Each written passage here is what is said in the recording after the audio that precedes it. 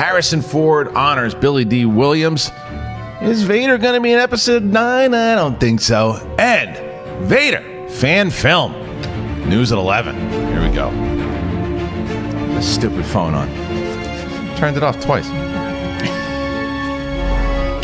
Happy 2019, everybody. Welcome back to Collider Jedi Council. I am Kristian Harloff, a.k.a. Darth Harloff, a.k.a. Harloff Minor, a.k.a.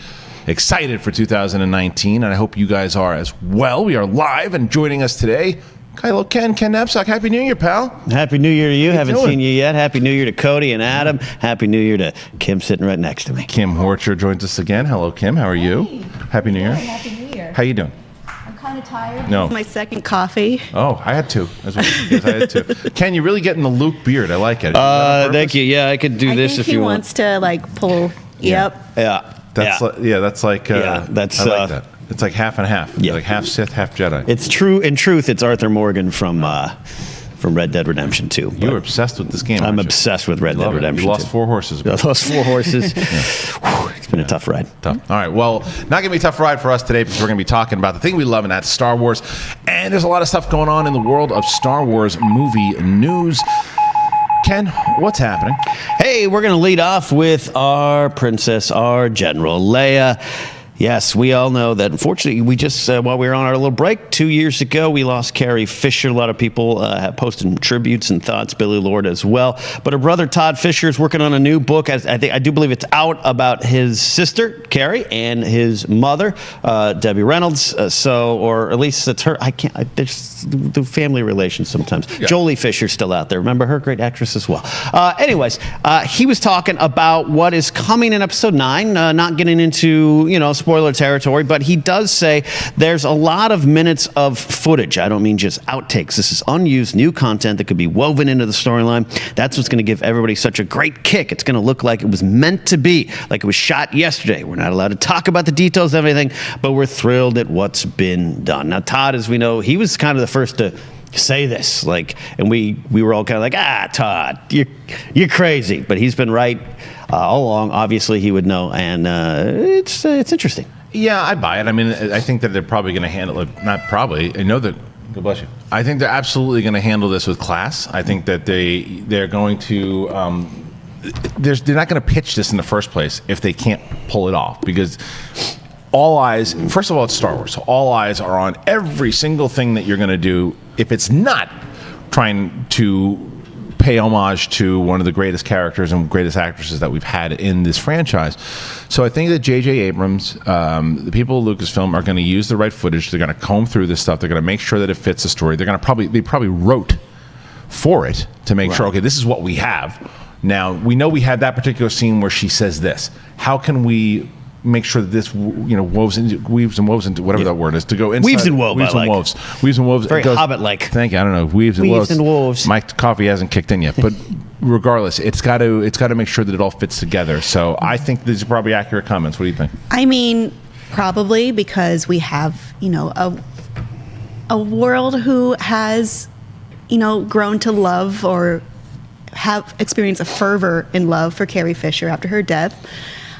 But is there any way he's going to say, no, I don't really like it? No, of course not. True. I imagine we're going to see a lot of one-shots with her, and then it'll cut to a one-shot of, Poe Dameron talking to her, that they've crafted around what she's saying. Like, she could say, yes. And he'll go, really? Do you want to change all the plans right now and send the rebellion this way? And she'll go, uh-huh. Go back. You don't think there's going to be a little bit more dialogue than that? I mean, I understand. They're probably going to definitely do a lot of those cuts. I still think, behind-the-scenes footage of Carrie on set with Gary the dog. Just stop that. Yes. BSing around. Yeah. I think there'll be a little bit more dialogue. What do you think? I think there will be a little more. Though now I do kind of want to see Kim's version come to pass here. Yeah, look, it's not going to be Peter Sellers as in that Pink Panther movie where he passed away during it and it's just a shot over his shoulders. If it was just that, I don't think they would do it there. But it will be interesting to see, what.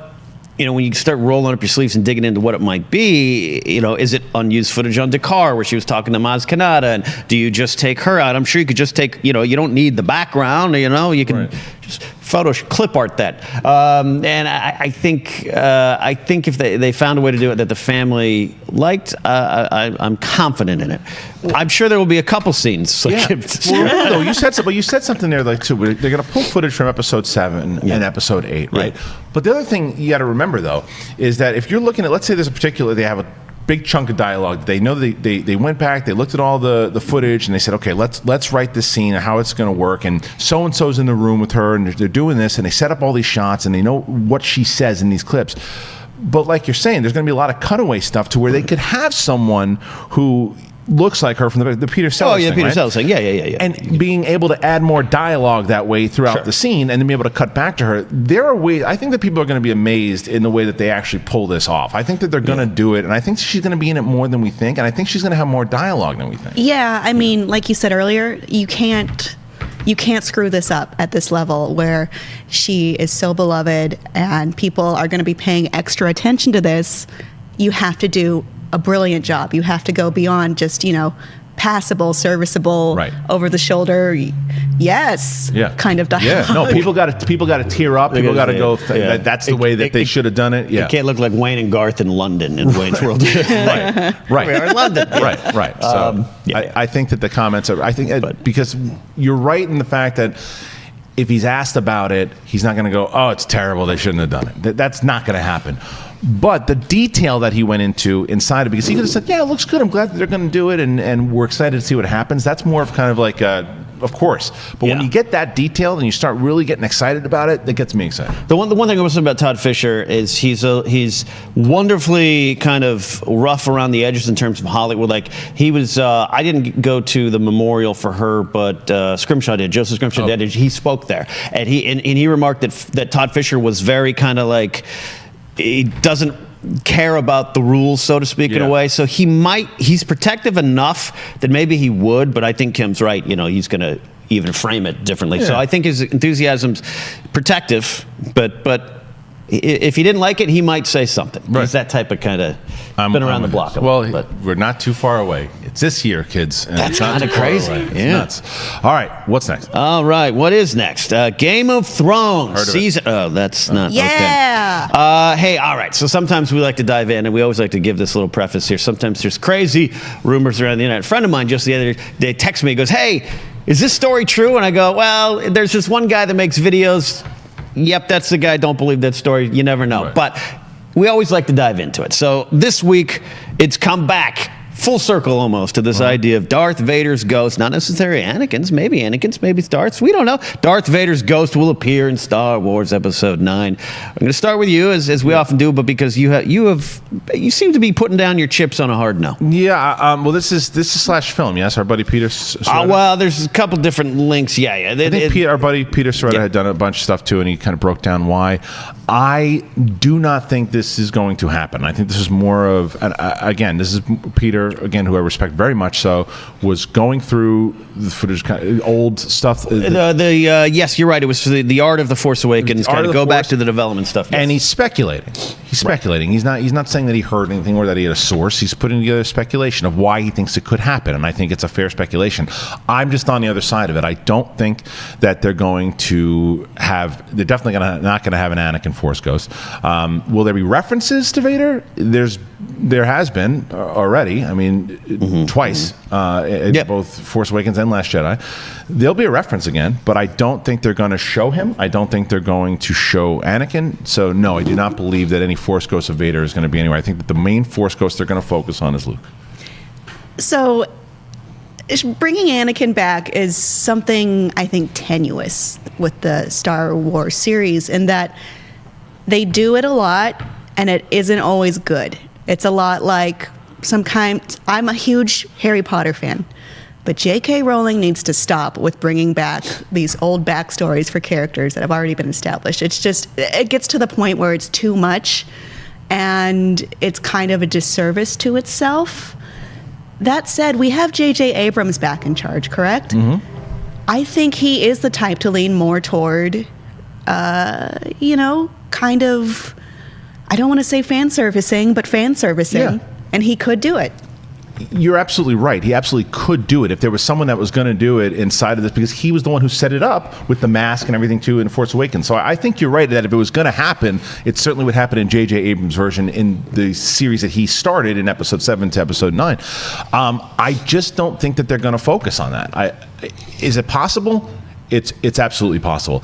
I think that the redemption angles are going to come from Kylo Ren. I think that the actual Force Ghost itself is going to be Luke Skywalker, and I think they're going to do any fan service at all of reconnection. It's going to be Emperor Palpatine. That's where I think it's going to happen. Palpatine sounds like a bummer to me, though. It depends on how it's connected. It depends on how it's connected. If it's just like randomly, just kidding, didn't fall down that shaft. Psych. Then yes, but if they can connect it in a way, because he did tell Anakin in Episode 3 that there was a way to cheat death. He found a way he learned everything he knew from his master in Plagueis. Will there be a reference to Plagueis? Can they put that through? I don't think Plagueis will be there. I don't think Snoke is Plagueis anymore. I had that theory a long time ago, which was not right. But I think that that's where they would go more so than going with Anakin or Vader. What say you, Kenneth? I love that Kylo worships his grandfather. I love that it kind of messed him up when he discovered who he was related to. That's part of his backstory. I don't know if it's part of his future. I don't know if I even need it to be part of his future. But because it's referenced a few times, I like how Snoke uses it kind of to dangle over his head. You ain't as cool as you think you are, which we know in Episode 7 is his fear. Rey discovers that. What a punk. Sorry. Yeah. Well, that's I still think his first defeat is that interrogation scene where she's like, "Oh, you ain't as tough as you think you are." So I think it would make sense in some way, but more of a reference. Yeah. I don't think, much like Yoda at the tree, I don't think Vader needs to return. Yeah.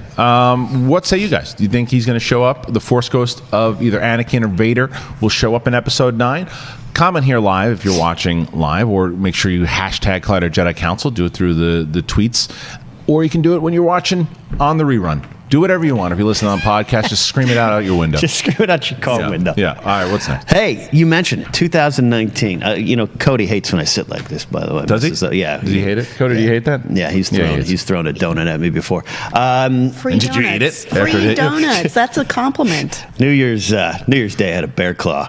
Yeah. It was so good I didn't eat for a day and a half. It was that good? I also might have died of sugar shock. But it was giant. I would wish there was a Truman Show type camera. You should, yeah. I was like, let's start the new year off exactly how I planned it. Yeah. Crying after each one. Oh, God. It was the best thing. It was the best thing. Hitting you. No. California Eatery on Burbank. Oh, man. It's good delicious, stuff. actually. All right, yeah, it does. It's close by. Go for lunch. We're in 2019.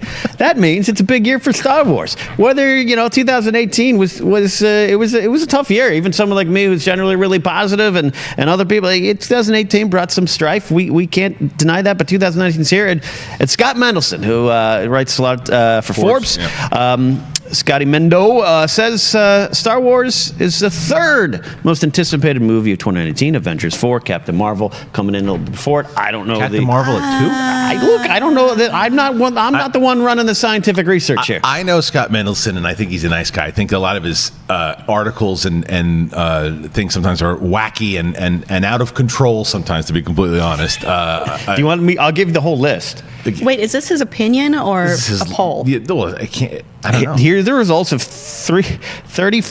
It's a weird. They've got the numbers People wrong. 3,500, but it looks like 35,000 voters who participated in a late December survey. Without further ado, so there is some science behind it. Is there though? It seems like there's an unfair bias about the timing of this. Yeah, maybe. I mean, we haven't had a good Star Wars movie in a while. It's Avengers Endgame, Captain Marvel, Episode 9, Spider-Man: Far From Home, Toy Story 4, Glass, Lion King, Aladdin, Dumbo, Joker. Yeah, I'm going to go ahead and disagree with Mr. Mendelson on the.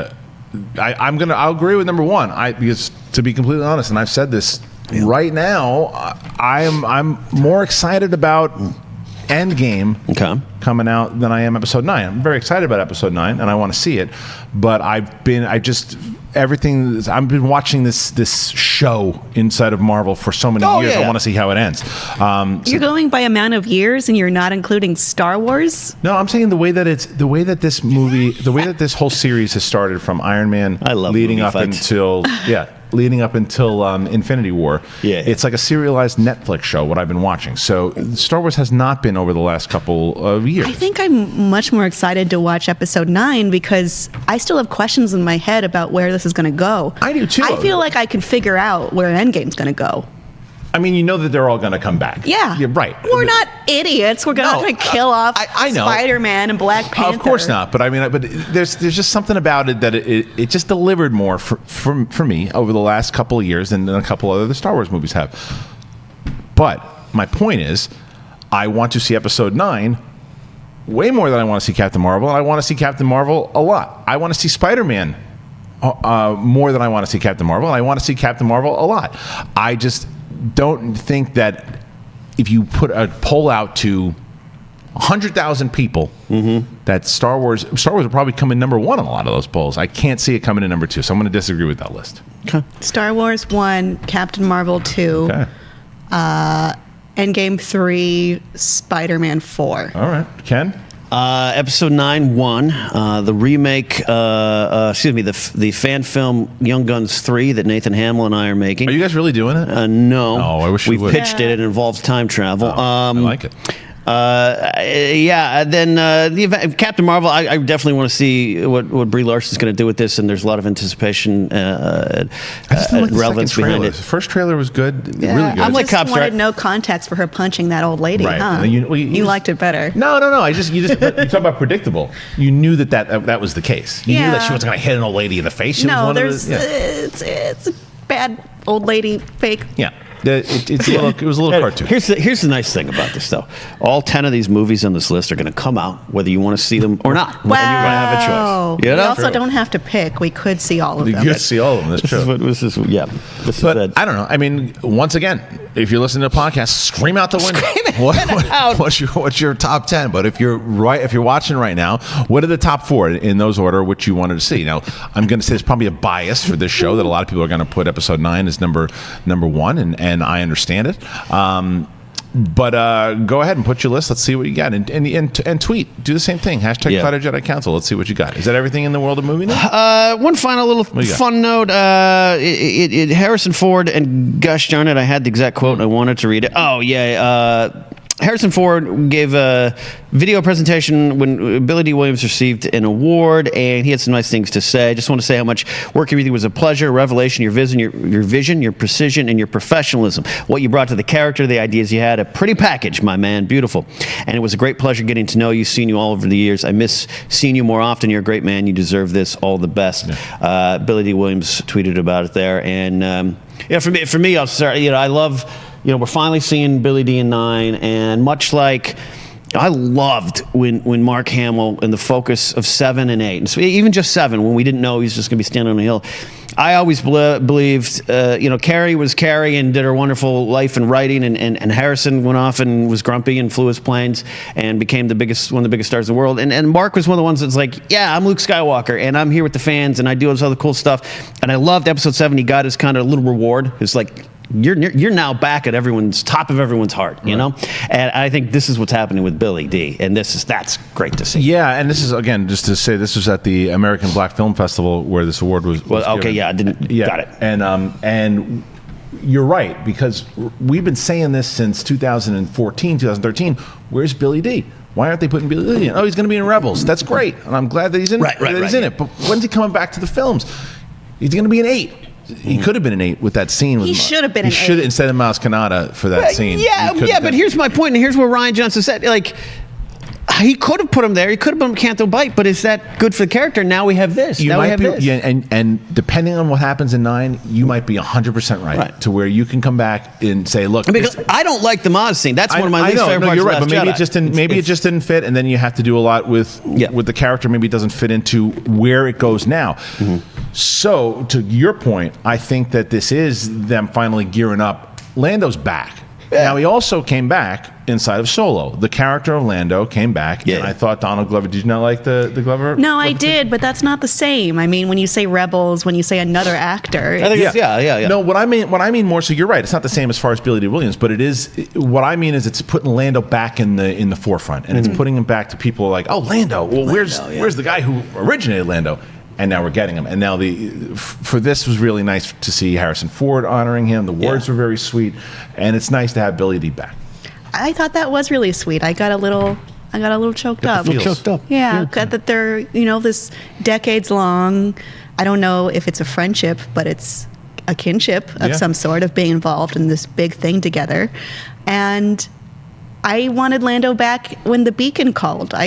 Not even Canto Bight, just at some point we've been missing him. Yeah. Maybe he did hear the beacon. Maybe that's what we find out, because we do find out, I think, and you guys might have discussed this last week, that it takes place a year.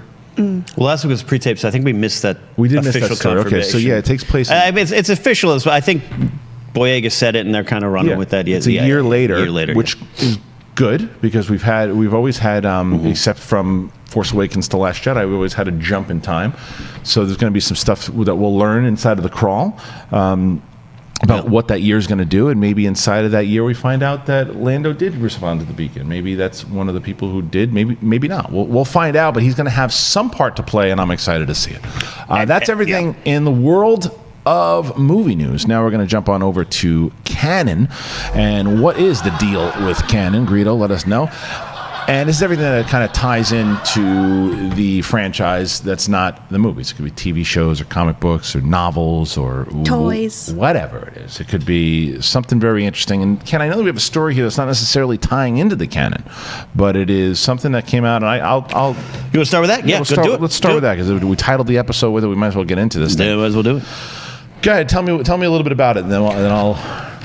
Yes, it was the much anticipated fan film put together by Star Wars Theory. This is what is it called? Shards of the Past.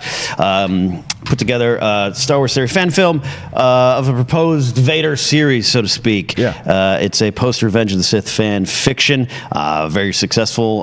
4 million views, I think, and counting. Came out a couple weeks ago now? It came out a couple weeks ago, and I saw this thing, and a lot of times I watch a lot of fan films when they come out, and you always go, oh, that's nice. It's a nice homage, if you will. But this one got me, because I've been talking about a Vader film, because a lot of times, like we said, you could do a Vader film, and very similar to what Kim was just talking about, the first thing people say is, oh, we've seen it before. We've had a Vader trilogy. But we haven't. In a way. Right, but that's the answer that a lot of people say. People say we've had a Vader trilogy. We didn't. We had the beginnings of where Anakin kind of came from, but we never really saw what happened with Vader, the conflict that he had from being Anakin, the transfer over to Vader, the hunting down of the Jedi. We never saw any of that, except when you really started getting into it in Lords of the Sith novel, the comic book, which is the early company, which is fantastic now.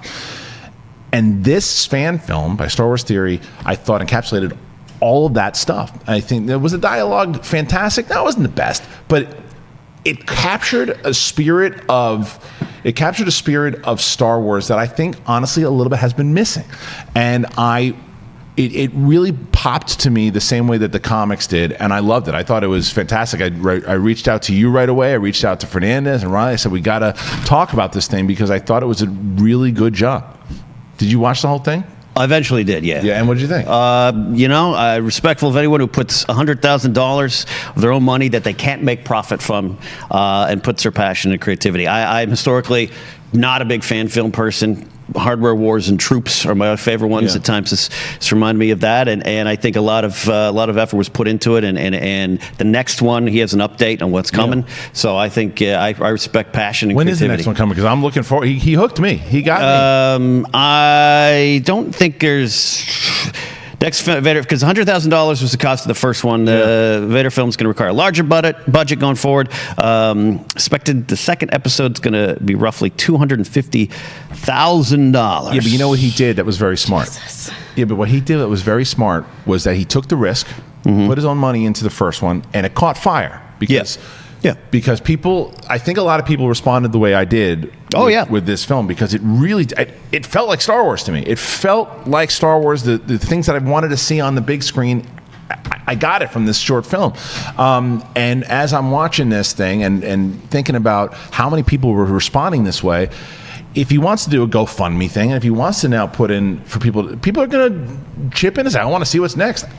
I want to see what's next. I really do. I think he got it. I think he knows Star Wars. He understands the characters, and I'd like to see the script tightened a little bit. But other than that, I'm on board. Did you get a chance to see it? I haven't seen it. Okay. I like the spirit, like as you said, of creating an independent Star Wars based movie. It's just Darth Vader is a hard sell on me because we've had so much of him. I mean, even if you look at the Clone Wars, it makes me wish we had more Obi-Wan. Yeah. And I can't get around it in my head. Yeah, I mean, but that's the thing, and I think a lot of people feel how you do. But I don't think that Vader has ever been explored this way on film at all. He's been explored this way through books and comics, but not in the Clone Wars.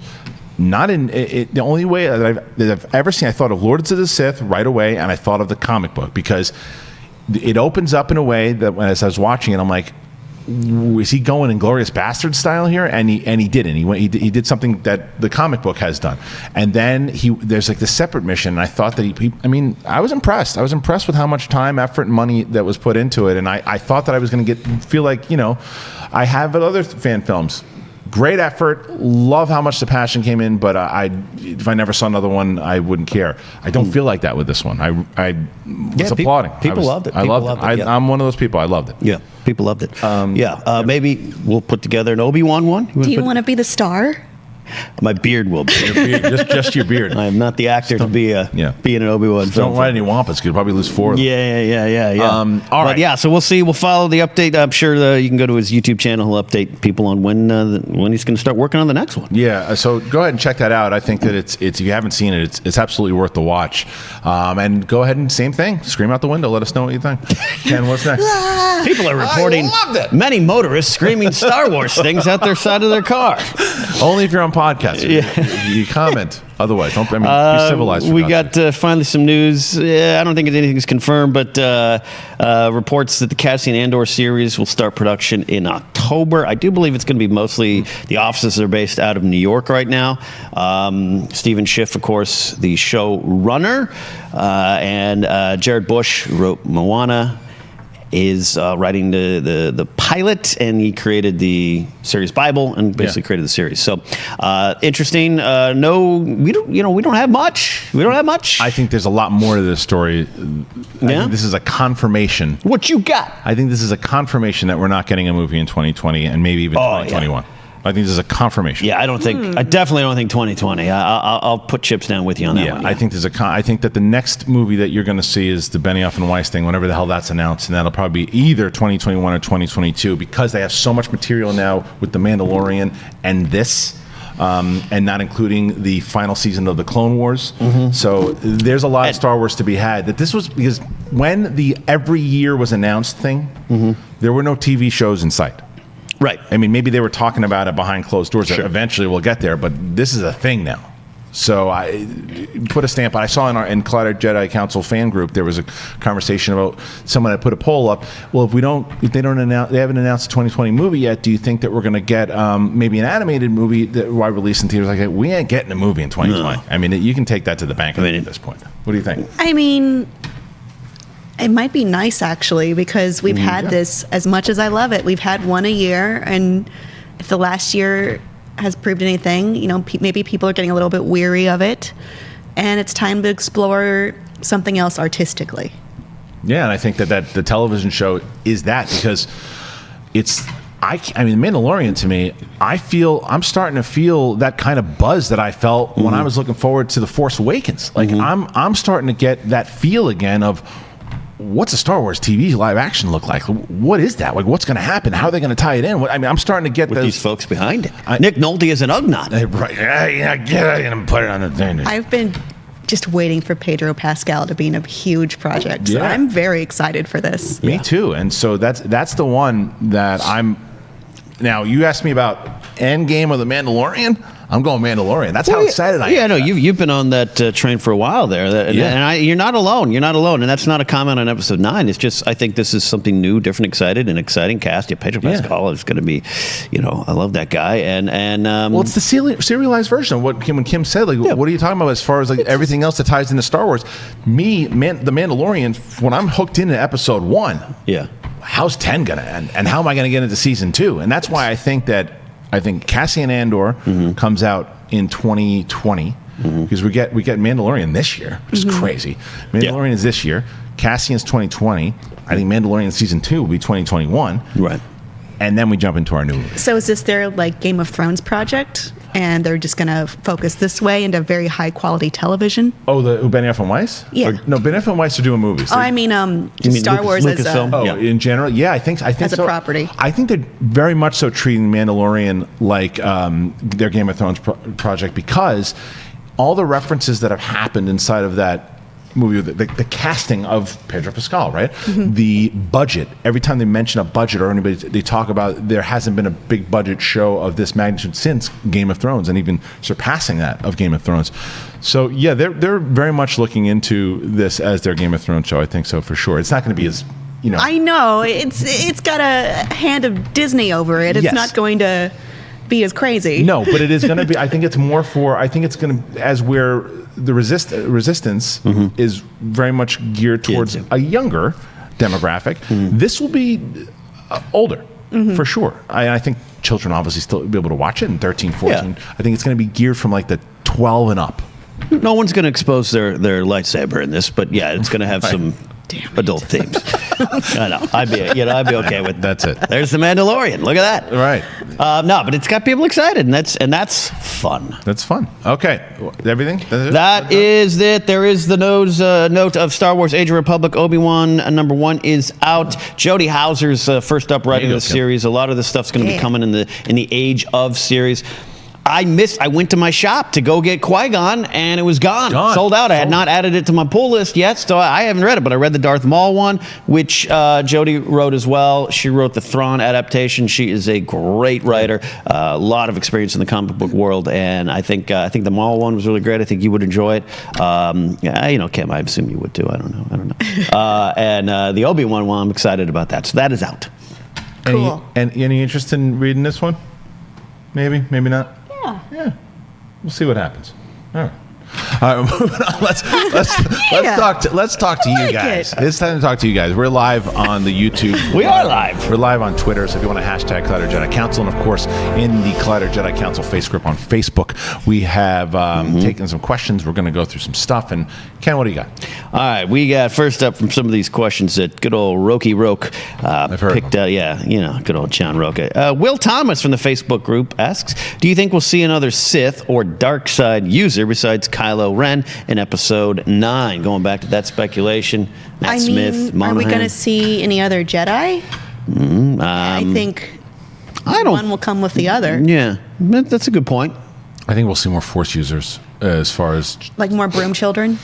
No, not broom children per se, but I think that maybe that there have been some discovered. But I think there'll be twists and turns of people that maybe we didn't think had the Force might have the Force, and then when we get into the dark side, Sith-wise, I've already said that I think that one way or another, some version of Palpatine will return. So I don't know if that counts, but could be whether it's holocron or. I'd like to see it. I want to see more. I think we'll see more lightsaber fights in this one. I think that was missing in recently, so I think that'll come back. What do you think, Ken? Yeah. I don't know. I'm torn. Yeah. I definitely don't want Rey to have a class of students, and I don't think that's going to happen. We've decided, but that's a lot. Yeah, clearly there's obviously more Force users out there, so I'm excited to see. I want to make sure we got Rey, Kylo.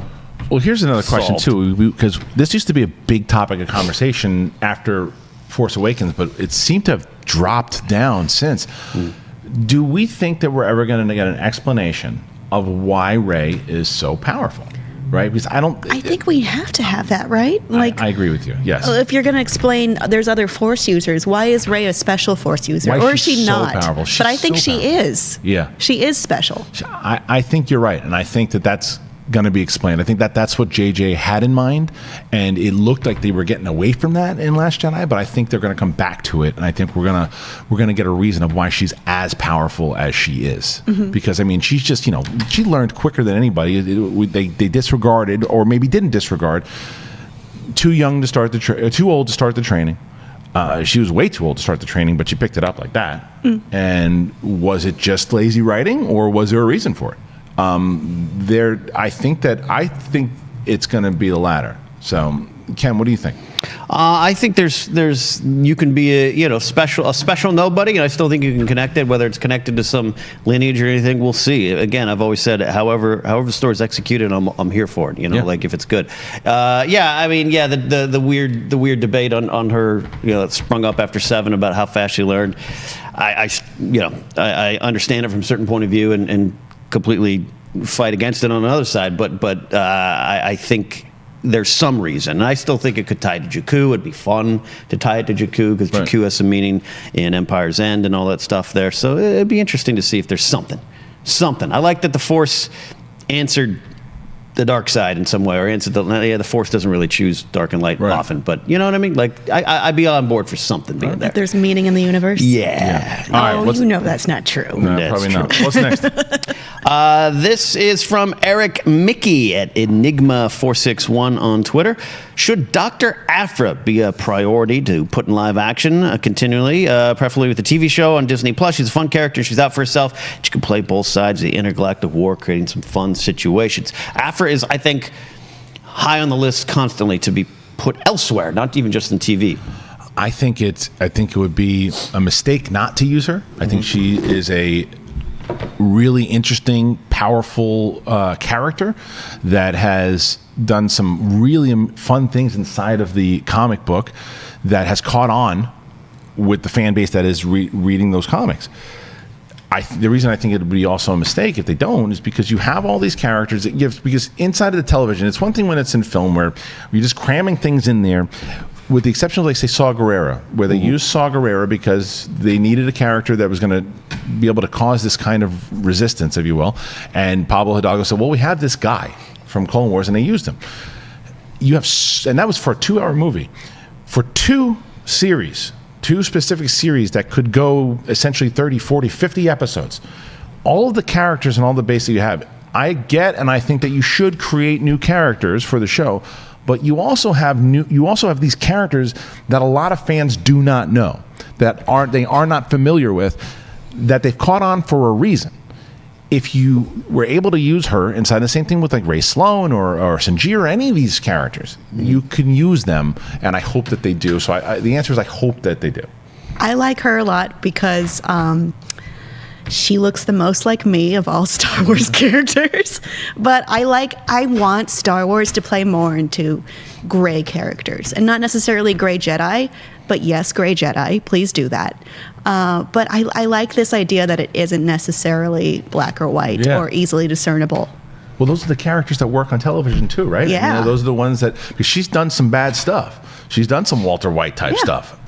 She and those characters work on television very much so, and she could have a couple of episodes inside. Now I'm thinking, as far as time period goes, it probably makes more sense to put her in the Cassian Andor series, because that's really where she plays, unless it's an older version of her. Because I mean, it wouldn't be that much older, right? She's most known now because she came introduced in the Vader series, which was after the events of New Hope. We also got some stuff before. She's on Dantooine. I was just reading the comic the other day. She's a great character, and she's great because what you said, she's kind of in the middle, and she also got a great personality, jumps off the page. She has a lot of represents a lot of different things in Star Wars they haven't played with. Including if you bring in Saint Starros and their relationship, deal with that. I think it would work somewhere. I think you're right. Actually, I think now that I think about it, it actually makes more sense for her to be in The Mandalorian because she doesn't. When she's introduced in the comic book, it's after the events of Episode 4. Yeah. This takes place before Episode 4, before Rogue One. So it actually makes more sense to have her. I mean, it's only like, what, 5 or 6 years? It could work. Yeah, you could just kind of play into where she was during that time. Yeah, whether on 000 BT will be with her as well. Yeah. But yeah, I mean, when a character the fans keep fighting for, and they created figures now because people want this character. I mean, Sell us Filoni. the things. Sorry, go ahead. Nope, that's all I wanted to say. Yeah, well, Filoni. Toys. Yeah, well, Filoni though. Yeah. Is an executive producer on this show, and he is the guy that was responsible to say, all right, they're calling for Thrawn, bring him into Rebels. It's that's one of Filoni's strengths, and I think Favreau could be in that thing where a lot of times we ask for these connections and we want these connections, and sometimes they come and they're fans, but like, you know, I don't think JJ is reading all the comics. No. Definitely Lawrence Kasdan isn't. John Kasdan is, Right. but Lawrence is like, I don't know. I want more tri-tip. Right. And Favreau is, you know, I don't know if he's reading all the comics, but you know what I mean? Like they think are he's having conversations and about I think the comics, sometimes yeah. we fans, I think Ryan Johnson is, he grew up buying Kenner toys like the rest of us, but I think sometimes when we're like, yeah, Afra should be in this, no one necessarily making that show, not counting Story Group, is aware of Afra or Right. tapped into that. They're just like, oh, cool, we're a professional filmmaker going to make a Star Wars thing. Yeah. This time around with Filoni on board, that's where I'm more interested at some point. Bo-Katan, all that kind of stuff. References could at least show up. And I think there's this misconception, and I certainly had it for a long time, that we hope that everyone inside, if you're part of the Star Wars family, that you know everything going on. That you know that there are these there's these TV shows, there's these comic books, there's these cartoons, animation, there's all this stuff. And if you're part of the team, you must watch all of it. You must read all of it. You have to understand that a lot of the people, whether it's, like you said, a J.J. Abrams, it probably has never even picked up one of the new canon novels and knows nothing about a lot of this stuff. His journey is as far as being a filmmaker. Do I love that? No, I don't. But I've accepted it, that I understand that a lot. But then you get people like, I don't think Filoni has read a lot of the novels and the comics and things too. I think he's aware of a lot of the characters when they have conversations, because he talks to Pablo Hidalgo often, and Pablo Hidalgo and Leland Shea do read all that stuff because that is their job. And I think Filoni drops characters like Jason Syndulla in the water and goes, have fun with that. Right, and there's things that you get references to, mentioning Champ Syndulla, by the way. Champ Syndulla, who, if I remember this, we had just read Lords of the Sith, and he's got a huge part in that. He's like the main character inside of that novel. And then there was an episode that came in of Rebels, and he was significantly different. I mean, he was very different. I'm like, no one is reading this novel, because obviously they didn't read it, because that's not the same character, which I was mistakenly not paying attention to how much time it takes into making these animation shows. By the time they were already making this, the novel was being written at the same time, because then the next time Champ Syndulla came back, he was very much so like the version inside of the novel. So they're trying to keep up with all of it too, and it's pretty daunting if you think about it on their side. I mean, if you go too far into that, it could be kind of that, you know, when a committee is running something and it turns out pretty poor, not artful, nothing special. Yeah. So maybe it's good that they don't all convene about everything. Yeah, I'm going to just hold judgment until I find out what is happening inside of these. It's another reason I'm very excited about the television series, because there's just so much opportunity to be able to do that. Because I've also been a lot more understanding inside of the film aspect, as you only have so much time. You have 2 hours and 15 minutes or whatever it is to fit in everything that you need to fit in, especially in episode 9. So that's why I'm not concerned if they don't put Anakin in or Darth Vader in, and they don't tie it all together. Like, you have what are the stories you're going to focus on, make them good, and then I can geek out over my canon stuff on the TV shows, because that's when you have enough room to play. Because eventually, if the show is very popular, which we all believe it will be, and you go 3, 4, 5 seasons, you have a lot of time to put in more characters like they did in Rebels. Like, absolutely. And we're more used to that kind of storytelling now. You know, I make all my jokes I want about Red Dead Redemption 2, but that was, you know, what, an 80-hour movie played out in my, you know, and you can have time to kind of weave things back and forth. That's why, you know, going back to something like Lost, serialized television, Star Trek Next Generation was kind of the first to really go, week to week, you can follow us along. We are just more interested in that as audiences now. It's true. Yeah. All right, let's do one more. One more. Okay, I was going to go live to Facebook because I sometimes forget to do that. And I want to end with a fun one here. Mike DiMarino asks, all right, Lucasfilm just called. You got the acting part in Star Wars you wanted. Just to confirm, what part is it? Hands down a Sith Lord. Hands down. Sith Lord, Darth Harloff is here. I've always thought about what I could play. Mm-hmm. I think I could be Rose Tico's sister Paige because she has no lines and dies right away, and that's my acting ability. You? How about you? If I got the beard, I want to be some kind of crusty bartender. Yeah, I the like far end of the galaxy. Hammered on blue milk? Yeah, hammered on blue milk. But I wouldn't mind, I love my Imperial officers. Moff Jar Gerard's one of my favorite characters. Captain Moden Kennedy. Shave. I'll put on those little hats and the little gray suit, and I will act befuddled and like I'm frustrated in my middle management life. Every time you say Kennedy, I wish he would have survived, man. He was so good. He's so good. Mark Lewis Jones. Shagga loves axes. Shagga loves axes. All right, everybody. That was our first episode of Collider Jedi Council in the new year of 2019. Thank you for joining us today. Make sure you comment, share. If you're not listening to us on the podcast feed, please do so. Make sure that you go to Apple Podcasts or wherever you can find podcasts and make sure you go ahead and download us. I'd like to thank the council today, starting off with our guest, Kim Horcher. Where can they find you? You can find me on Twitter at @KimScorcher or Instagram at @KimHorcher.